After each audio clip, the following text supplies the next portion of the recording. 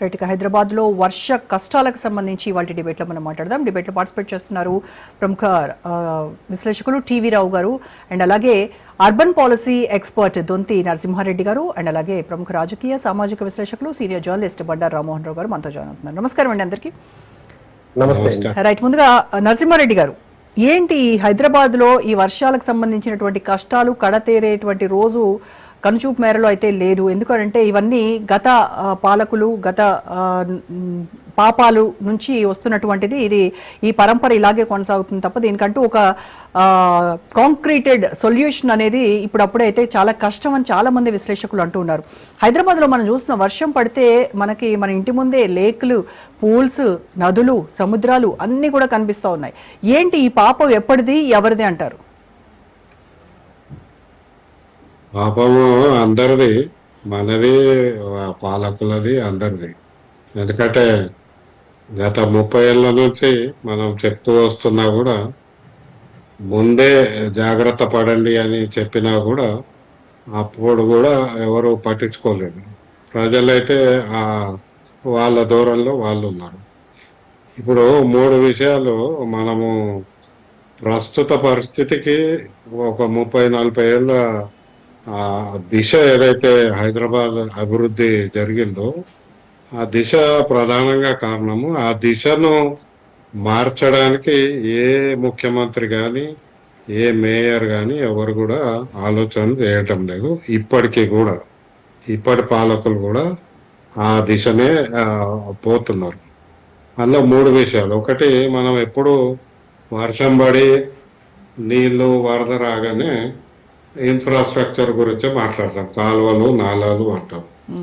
అయితే ఇందులో ఒకదానికొకటి ముడిపడి ఉన్న అంశాలు అనేకం ఉన్నాయి. మన హైదరాబాద్ నగరం కాంక్రీట్ నగరం కావడము, కాంక్రీట్ కరణ పెరుగుతూనే ఉండడము, ఎక్కడ కూడా ఓపెన్ స్పేస్ లేకుండా అంతటా కాంక్రీట్ చేయడము ఒక కారణం. రెండోది, అసలు టౌన్ ప్లానింగ్ ఎంత straight forward linear approval system అంటే, రోడ్డు 30 మీటర్లు ఉంటే మీరు 10 అంతస్తులు కట్టుకోండి, 7 అంతస్తులు కట్టుకోండి అని, అంతే. ఇక అంతకంటే ఎక్కువ ఏం చూసారు. కానీ ఎక్కడైనా ఒక అర్బన్ సెటిల్మెంట్ ఉన్నప్పుడు ఆ వాటర్ ఫ్లో ఎట్లుంటుంది, డ్రైన్స్ ఎట్లుంటాయి, వర్షాలు వస్తే నీళ్ళు ఎట్లా పోతాయి, ఈ ఇంట్లోకి నీళ్లు రావడానికి ఎట్లాంటి ఆస్కారం ఉంది, ఈ ఇంటి నుంచి వేస్ట్ వాటర్ ఎట్లా పోతుంది, ఇవేవి ఏ ఒక్క సంస్థకి పట్టలేదు. మీరు ఈనాటికి కూడా ఇప్పుడు అంత ఆధునీకరణ అయింది, ఇంత చర్చలు జరుగుతున్నాయి. టౌన్ ప్లానింగ్ పోతే ఏముంటుంది, ఆ ప్లాన్ చేసుకుంటాడు, అప్రూవల్ చేసేస్తాడు.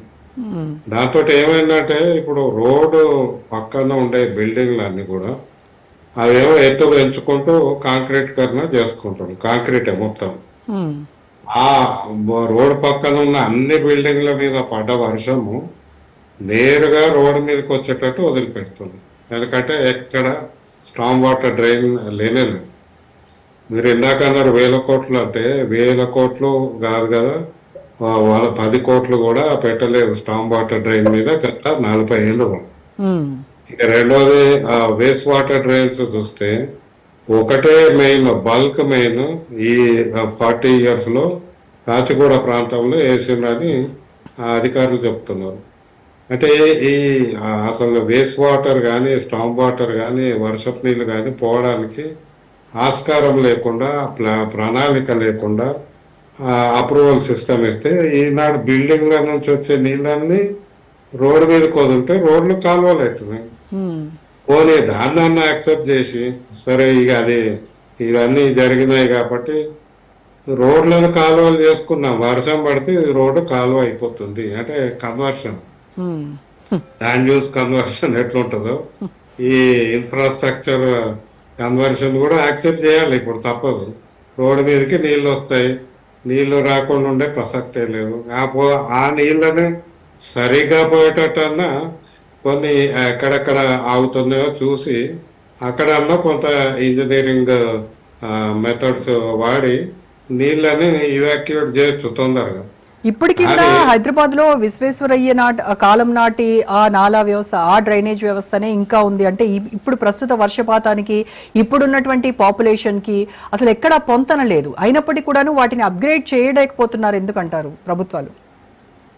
పెట్టుబడి పెట్టడం లేదు. మరి ఇప్పుడు ఈ నాలాలు, మురికి నీళ్లు, వర్షపు నీళ్లు, మొత్తం నీళ్ల వ్యవస్థ అంతా Hyderabad metro water supply and sewerage board కింద ఉంది. హైదరాబాద్ జలమండలి అంటాం. ఈ జలమండలి ఒక ప్రత్యేక చట్టం ద్వారా తీసుకొచ్చారు 1989లో. ఇది జిహెచ్ఎంసీకి అస్సలు సంబంధం లేదు. ఇది పూర్తిగా వీళ్ళ బాధ్యత. వీళ్ళు నీళ్లు సరఫరా చేస్తారు, నీటి ఛార్జీలు వసూలు చేస్తారు, వేస్ట్ వాటర్ ఛార్జీలు వసూలు చేస్తారు, కానీ వేస్ట్ వాటర్ మీద పెట్టుబడి పెట్టరు. ఇక మొత్తం డ్రైనేజ్ వ్యవస్థ అంతా కూడా ఈ సంస్థ పరిధిలోనే ఉంది.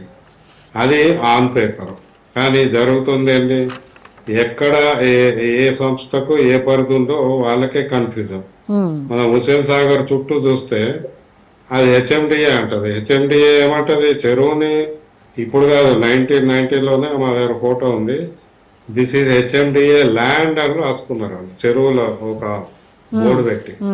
అంటే హెచ్ఎండిఏ అప్రోచ్ అట్లా ఉంది. అది ఒక ప్లానింగ్ ఏజెన్సీ, వాళ్ళ పని ప్లానింగ్, కానీ వాళ్ళకి ఆ రిసోర్స్ ఇచ్చారు. అట్లా అక్కడక్కడ ఇట్లాంటి అబరేషన్స్ అంటాము, ఇవన్నీ కనపడుతున్నాయి ఇప్పటికీ కూడా. ఇప్పుడు మనం సౌత్ వెస్ట్ ఆఫ్ హైదరాబాద్ అభివృద్ధి చేస్తూ వస్తున్నారు, కోకాపేట, మనకు అవన్నీ పెరుగుతున్నాయి.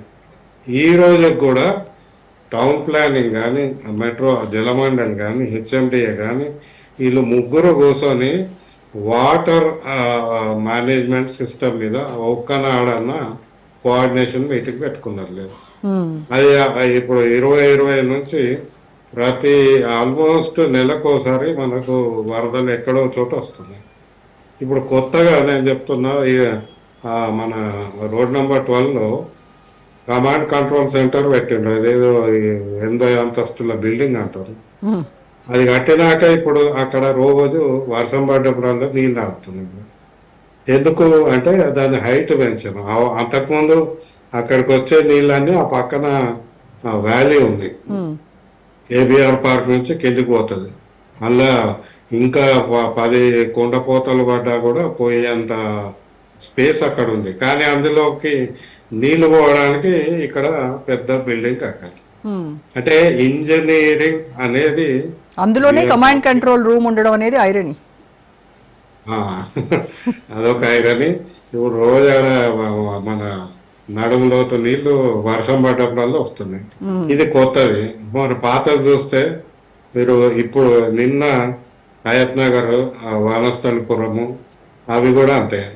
రోడ్ డివైడర్ కట్టేటప్పుడు మీరు చూడండి, మొత్తం మెట్రో పైన మెట్రో ఉంది, దాదాపు 60 కిలోమీటర్ల కింద రోడ్ డివైడర్ లెక్క ఒక కోట కూడా కట్టింది హెచ్ఎంఆర్. ఆనాడే ఎందుకు కట్టిందంటే ఎవరు మా స్పష్టమైన సమాధానం లేదు. ఇప్పుడు నీళ్లు ఇటు నుంచి అటు పోవడానికి ఆస్కారం లేకుండా కోట కూడా కట్టింది. తెలివి ఉన్నాడు ఎవడైనా రోడ్ కడితే మధ్యలో రోడ్ డివైడర్ కడితే రోడ్డు కిందకి వెళ్ళి నీళ్లు పోవడానికి కింద పైపులు ఏమన్నా వేస్తాడు. ఎక్కడైతే లోతట్టు ప్రాంతాలు ఉంది. మీరు ఉప్పల్ స్టేషన్ కింద చూడండి, అది పెద్ద లారీ మునిగిపోయేంత నీళ్లు నిలుస్తాయి. అదే నాలా అక్కడ అటు నుంచి ఇటు నీళ్లు పోవడానికి ఈ రోడ్ డివైడర్, ఈ కోట కూడా అడ్డం ఉంది.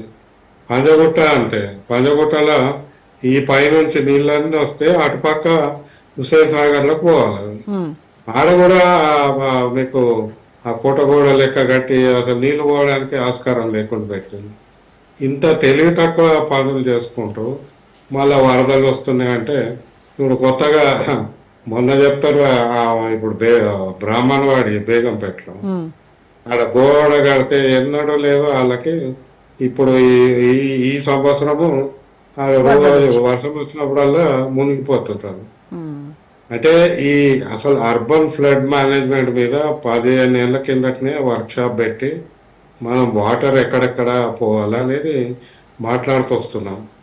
జిహెచ్ఎంసి 2500 లొకేషన్స్ ఐడెంటిఫై చేసినాము, చేసిండ్రు సరే. దానికి శాశ్వతంగా మీరు చేసింది ఏంది? అమీర్పేట దగ్గర నీళ్లు తెలిస్తే అది చెరువు, అది అక్కడ మైత్రి వనము, ఆదిత్య హోమ్స్ ఇవన్నీ ఉన్నాయి, చెరువు. యా మరి ఆడ నీళ్లు వస్తాయి, ఎందుకంటే ఆ పై నుంచి అన్ని అక్కడికే రావాలి, అది సహజంగా వస్తాయి. అక్కడ ఏమి ఇంజనీరింగ్ మహిమ పెట్టి ఆడ నుంచి నీళ్లు తొందరగా పోయేటట్టు అన్న చేసిండ్రు? చేయలేదు. రెండు మూడు దశాబ్దాల క్రితం కనుక చూసుకుంటే ఒక సీజనల్ గా వెదర్ చేంజెస్ ఉండేవి. రైనీ సీజన్ అంటే పర్టికులర్ ఈ టైం టు ఈ టైము మనకి ఒక దానిపైన ఒక అవగాహన ఉండేది, దానికి తగ్గట్టుగా చర్యలు తీసుకోవడానికి ఒక ఈజీనెస్ ఉండేది. కానీ ఇప్పుడు అలా కాదు, అంటే ఎప్పుడు ఏమవుతుందో తెలియట్లేదు. కాసేపట్లో ఎండ, మరి కాసేపట్లో విపరీతమైన క్లౌడ్ బర్స్ట్, కుంభవృష్టి కురుస్తూ ఉంది, దీంతో ఫ్లాష్ ఫ్లడ్స్. దీనికి అసలు యా నేనేమంటా అంటే, మనము లావు ఎక్కుతున్నాము, బట్టలు పట్టట్లేదని, బట్టలు ఎట్లా పెంచుకోవాలని మాట్లాడుతున్నాం. ఇంకా లావు ఎందుకు ఎక్కుతున్నాము అనేది చూస్తున్నాము. హైదరాబాద్ నగరంలో మీరు 5 సెంటీమీటర్లు, 50 సెంటీమీటర్లు, 1 సెంటీమీటర్ పడ్డా వరద వస్తుంది. ఎందుకు వస్తుంది? So are we planning for the maximum flood? Minimum flood లేదు, ఇక మాక్సిమం ఇంకెక్కడ? Right right